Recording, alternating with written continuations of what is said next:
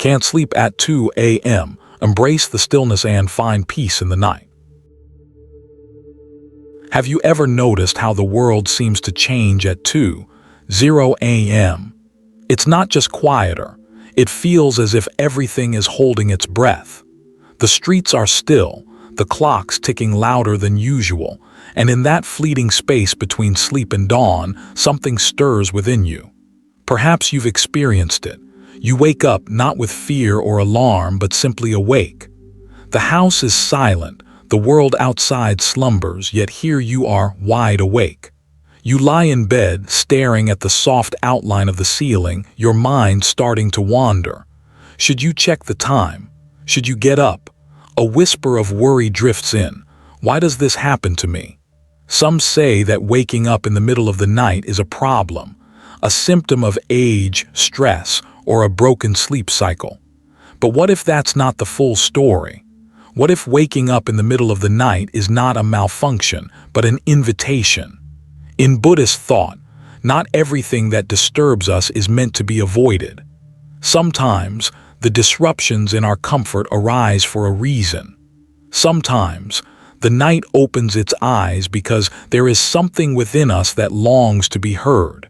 In the stillness of the night, when the world is asleep, there is an opportunity for something sacred to emerge. It's in this space, where silence fills the air and the noise of the day has quieted, that we can find peace. Tonight, let's walk together into that space. Let's explore not just how to return to sleep, but how to return to ourselves. Because perhaps the real rest we need is not physical. Perhaps it's spiritual, emotional. A soft surrender, not just to sleep, but to peace itself. So if you find yourself awake at 2:00 a.m., wondering what's wrong with you, stay with me. Maybe nothing is wrong at all. Maybe the night is just trying to show you something. Chapter 1. Waking up in the middle of the night is not a problem. In the stillness of the night, there is an unspoken belief that waking up is a sign something is wrong. Perhaps it's your age, your health, or the deep creaking of your body, waking up to remind you that time moves on. It's in those moments when the world is asleep and the clock ticks louder than your own breath, that worry begins to creep in. Why am I awake? What's wrong with me? But what if, just for a moment, we let go of that immediate worry and instead listened? What if this awakening at 2:00 a.m., when the silence presses close against your skin, is not a problem to be fixed, but a message to be heard? Buddhism teaches us that the moments we instinctively resist often hold the deepest wisdom. Think of a pebble dropped into a pond. The ripples extend outward, creating a disturbance that forces us to notice. But what if we stop resisting the ripples? What if we just allow ourselves to be present with them? What if those moments of disruption are not misfortunes but invitations? Buddhist teachings tell us to look deeply into what we fear, what we push away, and to see it not as a threat but as a doorway. It's like the metaphor of the lotus flower growing from the mud. Only through the muck can something pure and beautiful emerge. When we resist waking in the night, we are like a flower that refuses to bloom, afraid of the darkness. But when we embrace it, we allow ourselves to bloom into greater awareness. So, the next time you wake up in the middle of the night, don't see it as something wrong, as an interruption of your comfort. Instead, think of it as a visitor, a quiet knock at the door of your consciousness, asking you to pause and listen. Perhaps it's not something out there in the world that you need to address, but something in here, inside your heart, calling out to you. There was a man, an elderly man, whose story has stayed with me for years. Let's call him Mr. Harold. Every night, without fail, he would wake up at precisely 2:30 a.m. It became so regular that he began to dread it. He cursed it.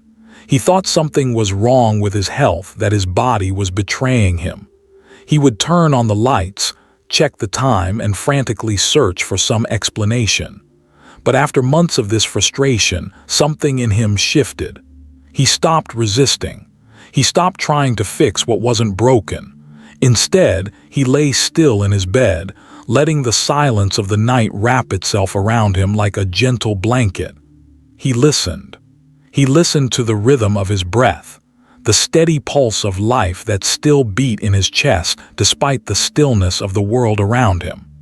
He listened to the creak of the old house settling, the distant hoot of an owl in the trees. Over time, those hours, which had once been filled with anxiety, became sacred to him. Mr. Harold began to see those late-night awakenings as his hour of remembrance. It wasn't an interruption. It was a time for reflection, a time to recall old memories, to silently pray for those he loved, or to simply be still in a way that the busy daytime never allowed. He discovered, as many of us must, that in those quiet moments of the night there is no rush. There is no pressure to do anything. All that exists is presence.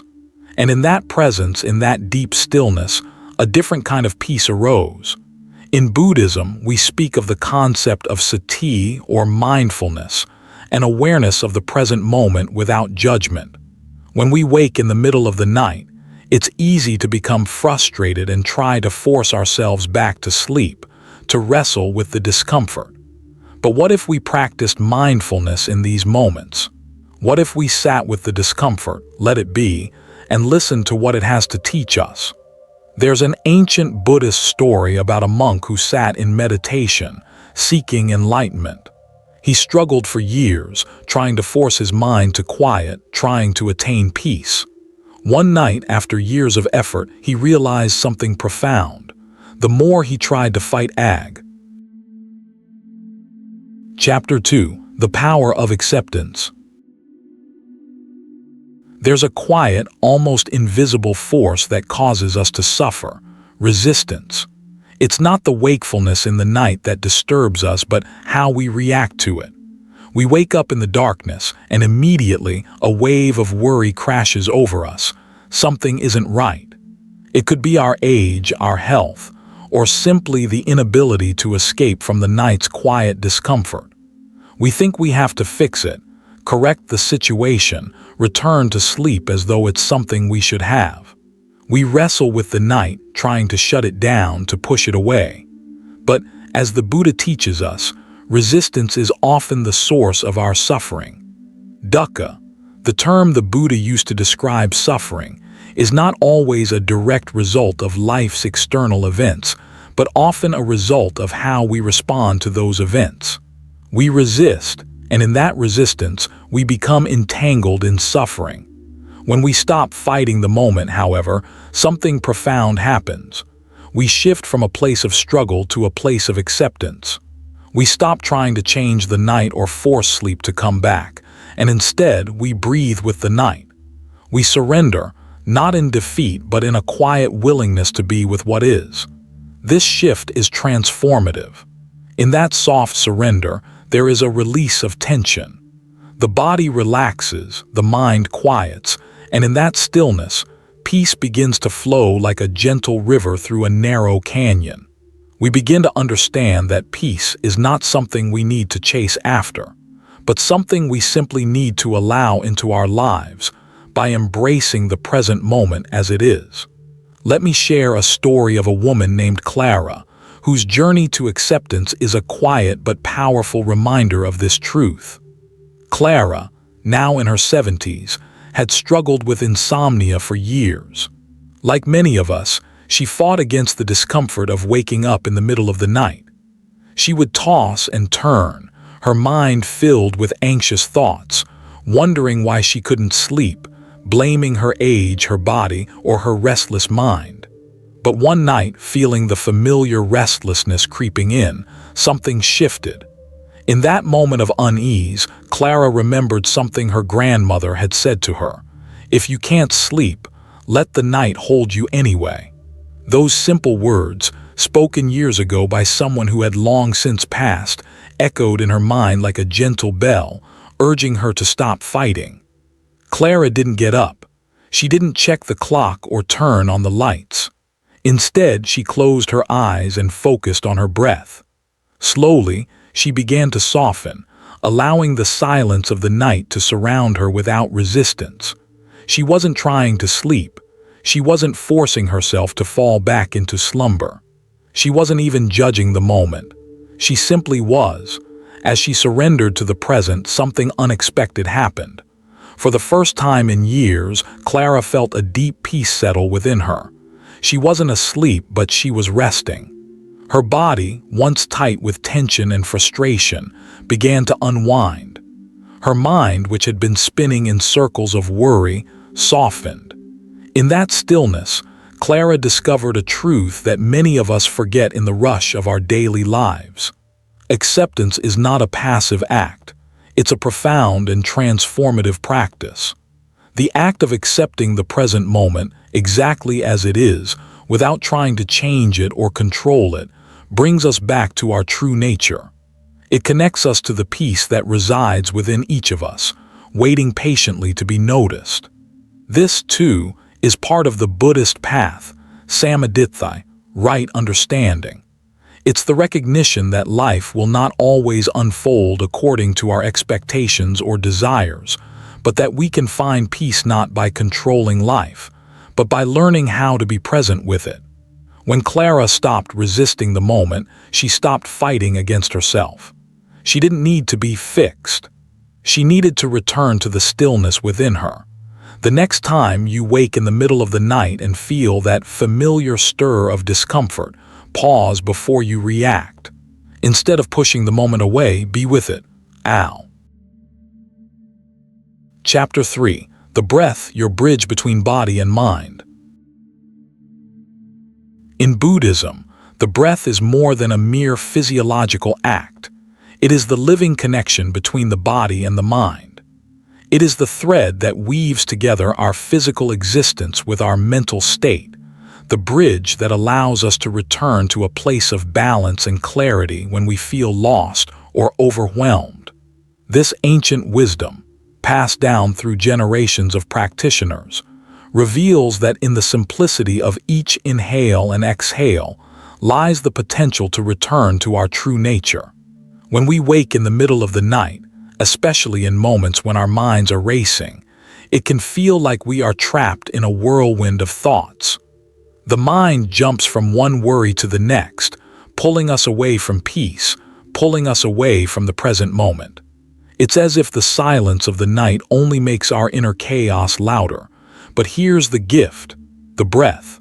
The breath has a unique power to ground us, to bring us back into our bodies and out of the incessant stream of thoughts. When we focus on the breath, we create a pause. It's like a gentle anchor in the storm, keeping us connected to the now, to the stillness. The breath becomes the refuge, the place we can return to when the world feels like too much, when sleep escapes us, or when anxiety clouds our mind. One of the most powerful breathing techniques in Buddhist practice is the 4-7-8 breathing method. It's simple, but it's transformative. Inhale for 4 seconds, hold the breath for 7 seconds, and then exhale slowly for 8 seconds. This simple rhythm mirrors the natural cycles of life, a steady ebb and flow, a practice that signals to the nervous system that it is safe to relax. In Buddhist mindfulness practice, this act of focusing on the breath isn't just about calming the mind. It's about reconnecting with the body and the present moment. When we breathe in this mindful way, we remind ourselves that we don't need to chase after rest, chase after peace, or chase after the next thing. We simply need to be present with what already is, our breath, our body, and the quiet space in between. I remember a conversation with a dear friend of mine, Rose. Rose was in her 70s, and for years she struggled with sleeplessness. Every night she would lie awake, tangled in a web of worries, fears, and anxieties. Her mind raced through a parade of unresolved thoughts about the past, about her family, about things she wished she had done differently. But it was more than just the thoughts that kept her awake. It was the relentless cycle of worry and anxiety that seemed to never let go. Then, Rose came across the 478 breathing technique. At first, she was skeptical. How could something so simple, just focusing on the breath, make a difference in her sleepless nights? But she was willing to try. So each night as she lay awake, she began to practice.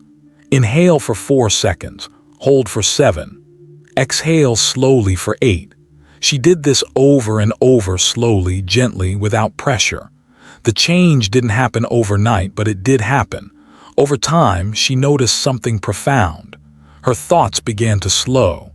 The anxiety, which used to grip her so tightly, started to loosen. She found that she no longer had to fight against the wakefulness or the racing thoughts. Instead, she allowed herself to simply be. The breath became her lifeline, a tool that kept her grounded, even when the world outside seemed to slip away. Rose's experience was a turning point for her, a moment when she realized that sometimes the most powerful thing you can do in times of stress or sleeplessness is nothing at all. You don't have to fix anything. You don't have to change your thoughts. You simply need to breathe. Breathing deeply, mindfully, in a way that connects you to the present is a practice that transcends the physical. It reminds us that peace isn't something we need to chase after. It's always here within us in the simple, sacred act of breathing. The breath, in its simplicity, is a bridge between the body and the M. Chapter 4. When the mind wanders, give it a path to walk. The mind, when left unchecked, is like a river in flood, a torrent of thoughts, worries, and memories. It swirls and churns, picking up every bit of debris, creating ripples that reach deep into our consciousness. In the quiet of the night, this mental restlessness can feel overwhelming. It's as if the stillness around us amplifies the noise within. In these moments, it can seem impossible to find peace when the mind is so full, so frantic, and so loud. But in Buddhist teachings, there is no attempt to silence the mind or force it to stop. The Buddha understood that the mind, much like the body, has its rhythms. We cannot simply wish it to be still or fight against it when it resists. Instead, Buddhism encourages us to offer the mind a gentle path, a way to focus its energy without judgment, without force. By giving the mind a path to walk, we allow it to move in a way that leads to peace. One of the simplest techniques for calming the mind is counting. It may sound mechanical, almost too simplistic, but it's profound in its simplicity. Counting backward from 300 by threes, something so basic, so repetitious, becomes a gentle guide for the wandering mind. The numbers are like stepping stones, each one carrying us away from the chaos of thoughts and bringing us back to a place of stillness. This technique isn't about stopping the thoughts. It's about offering a quiet task that redirects the mind's restless energy. There is no force or pressure, just a simple rhythm. The mind has something to hold on to, something tangible and calm to focus on. It's like giving a child a toy to quiet their fidgeting, gentle, peaceful, and steady. When we give the mind this simple task, we allow it to slowly unwind, just as a winding path leads us gently back to the center. Consider Evelyn, a woman in her 70s, who has struggled with restless nights for much of her life. She told me that the hardest part of her sleeplessness wasn't the inability to sleep, it was the fear of the quiet. The silence would stretch out before her, and her mind, once still, would erupt with anxious thoughts. She felt trapped, alone in the dark with only her racing thoughts for company. It was as though the silence itself was filled with dread. But then Evelyn remembered something she had read about, something simple yet transformative. She began counting backward from 300 by threes. At first, it felt strange, almost too mechanical. Counting didn't seem like it could calm her restless mind, but she was willing to try. Slowly, the numbers became her lifeline. Each number she spoke to herself became a quiet anchor, something to focus on in the midst of her mental storm. With each number, she felt the grip of anxiety loosen. With each count, she became more grounded, more centered. She no longer feared the silence because she had found a way to navigate it. The counting wasn't a cure for her insomnia, but it was a tool for peace. It didn't force her to stop thinking. It gave her a gentle path to walk through the wandering thoughts. Evelyn's experience is a powerful reminder that we don't need to silence the mind to find peace. Instead, we offer it a quiet direction, a path to walk when it feels lost, a simple task that doesn't demand perfection, just presence. In Buddhist practice, we are taught to practice mindful awareness, to be present with what is, without judgment or force.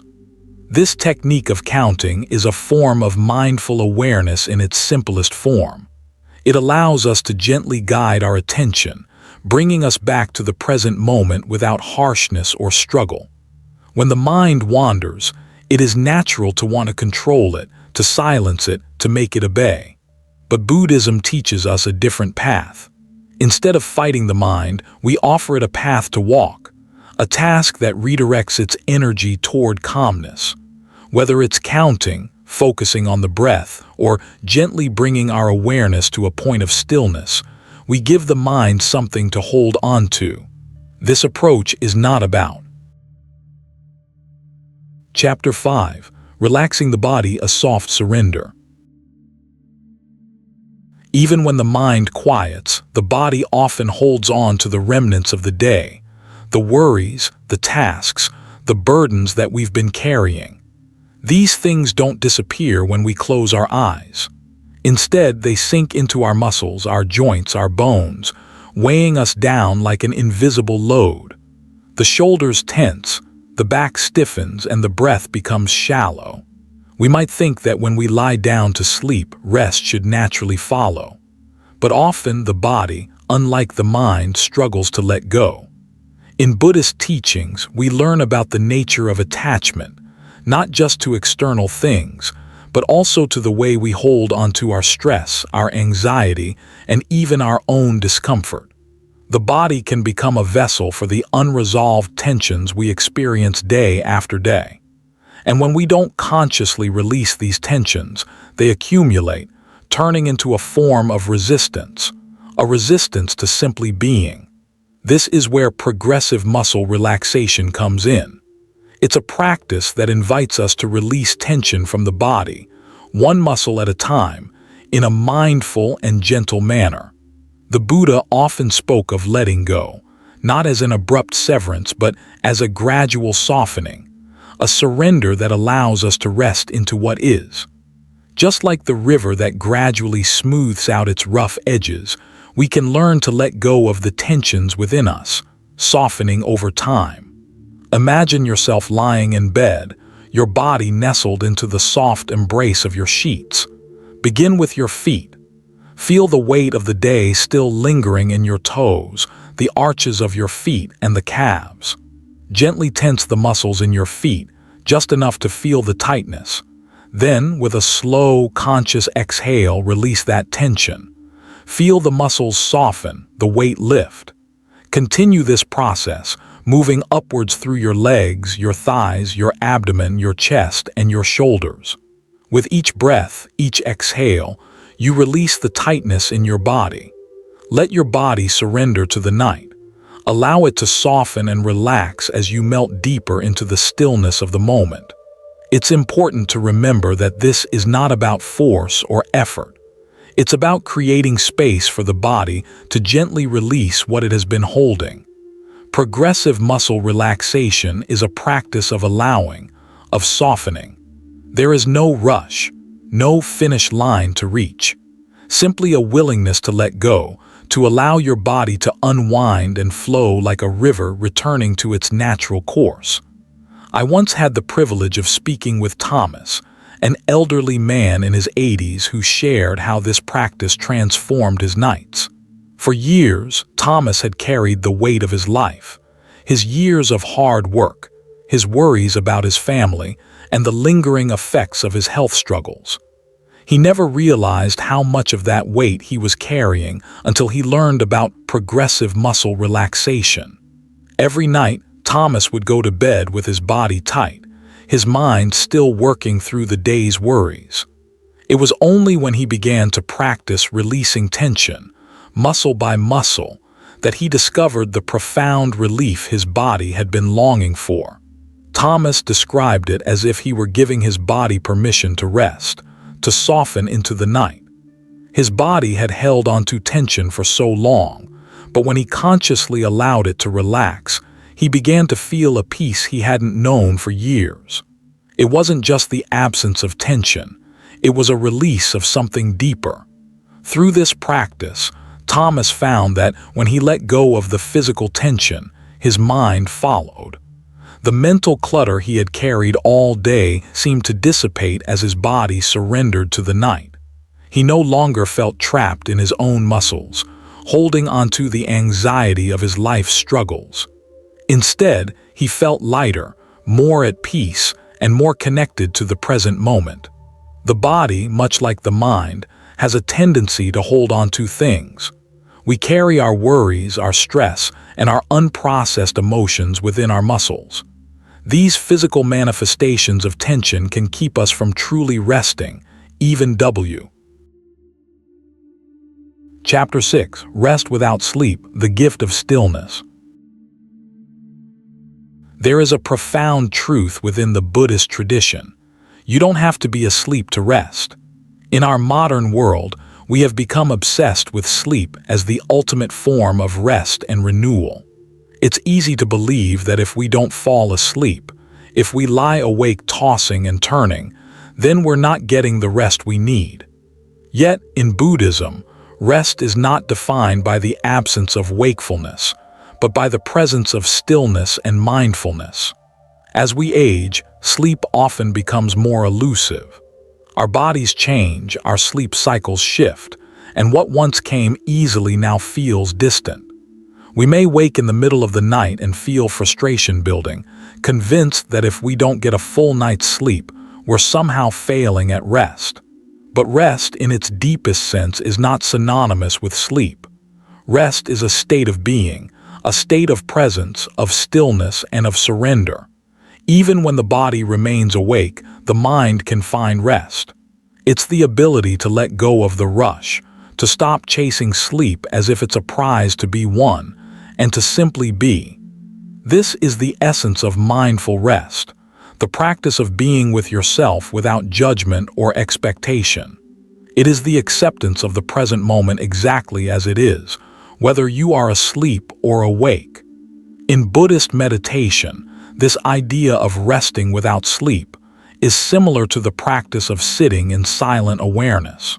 It's about being in a state of mindfulness, where the mind is not constantly chasing after thoughts, worries, or distractions. Instead, the mind simply rests in the awareness of the present moment. And in that rest, true healing occurs, not through the absence of thought, but through the presence of stillness. This stillness is not merely the absence of movement. It is the deep, calming energy that arises when we stop trying to force an outcome, when we stop measuring success by how much sleep we get or how much we accomplish. Instead, we rest in the being, the simple fact of existing in this moment without rushing, without striving. I remember a woman named Marian, a retired teacher in her late 70s, who shared a lesson with me that shifted my perspective on rest. Marian had struggled with sleep for years. She had tried everything, counting sheep, warm milk, meditation techniques, and even sleep aids, but nothing seemed to work. She would lie awake at night, watching the hours slip by, feeling anxiety creep in with every passing minute. The more she worried about not sleeping, the more elusive sleep became. But one evening, after years of battling sleeplessness, Marian stopped trying to fix it. She stopped measuring how many hours of sleep she was getting. She realized that perhaps the key wasn't in forcing herself to sleep, but in embracing the quiet hours as a sacred time for meditation. She began to see those middle-of-the-night awakenings not as interruptions, but as invitations to be present with herself in a deeper way. Rather than stressing about the hours of sleep she was missing, Marian allowed the stillness of the night to become her meditation practice. She would lie quietly in bed, breathing deeply and calmly. She didn't try to empty her mind, she didn't try to sleep. Instead, she focused on her breath, slow, deep, and steady, and let the stillness fill her. In that moment, she didn't need sleep to find peace. She discovered that peace wasn't defined by sleep. It was found in her ability to simply be present with the quiet, to rest in the stillness. Marian's story is a beautiful example of how we can transform our relationship with sleep. The more she stopped chasing sleep, the more she found that rest was already available to her. It wasn't in the absence of wakefulness. It was in her ability to be still, to surrender, and to embrace the night as it was. This is a powerful lesson for all of us, especially as we grow older and face the challenge of a changing body and mind. We are taught by society that rest is only valuable when we're asleep, but Buddhist teachings invite. Conclusion: embrace the stillness. As we reflect on the quiet moments of the night, let us remember this. Waking up in the middle of the night is not a flaw. It is not a failure of your body, nor a sign that something is broken. It is, in fact, a sacred invitation, a call from the stillness of the night to return to yourself, to reconnect with the deeper parts of your being that the busyness of the day often leaves untouched. In Buddhist teachings, we are reminded again and again that life is not about avoiding discomfort, but about learning to be present with it. Just as we have learned to resist the distractions of the mind, we can also learn to embrace the stillness of the night with open arms. Instead of fighting the wakefulness, we can breathe with it, allowing our breath to flow in harmony with the quiet of the dark. The practice of breathing becomes a meditation in itself, grounding us in the present moment. As we've discovered, the mind does not need to be forcibly quieted. It is not about suppressing thoughts or pushing them away. Instead, we offer the mind a path to follow, a gentle guide that brings us back to the present. Just as a river is gently redirected by the placement of a stone, our wandering thoughts can be gently brought back to the center when we offer them something peaceful to focus on. And the body, too, holds much that needs release. In our busy lives, we often carry tension, both physical and emotional, without realizing it. Through practices like progressive muscle relaxation, we learn that the body too has its wisdom. It knows when to relax and when to surrender, but it requires our conscious awareness to let go. Each time we release tension, we invite the body to soften, to be at ease with itself, just as we allow the mind to settle into the stillness of the night. Rest, we have learned, does not always require sleep. Sometimes, the quiet presence of being is enough. The stillness of the night, the soft rhythm of your breath, the gentle relaxation of your muscles, these are forms of rest that do not rely on the absence of consciousness, but on the presence of peace. True rest is not defined by the act of sleeping, but by the ability to be fully present with yourself, with the moment, without judgment or expectation. Take a moment to reflect. The next time you find yourself awake in the stillness of the night, ask yourself, how can I be fully here in this moment? It's not about trying to force sleep or fighting your body's rhythms. Instead, allow your breath to be your guide. Let the silence speak. There is great wisdom in the quiet hours. Even in the darkest moments, peace is always within reach. It is in the acceptance of the present moment that we find true healing, not only in our bodies but in our minds and hearts as well.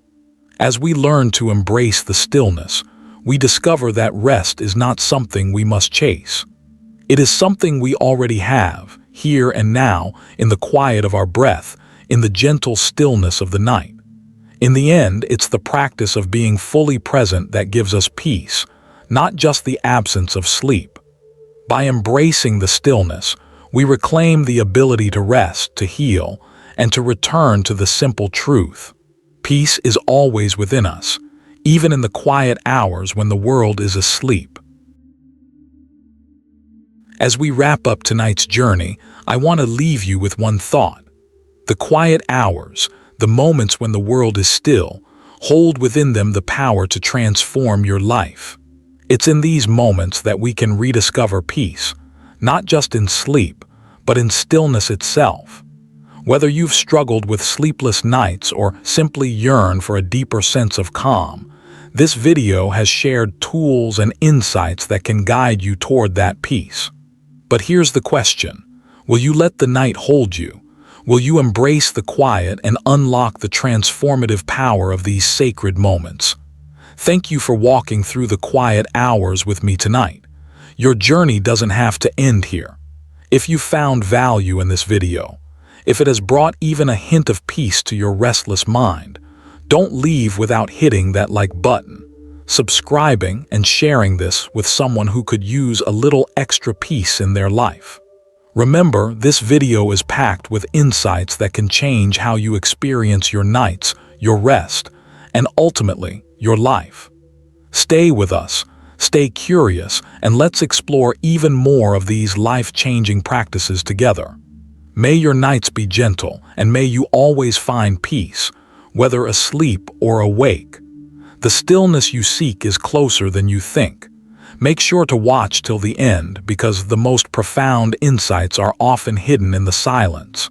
Don't miss out.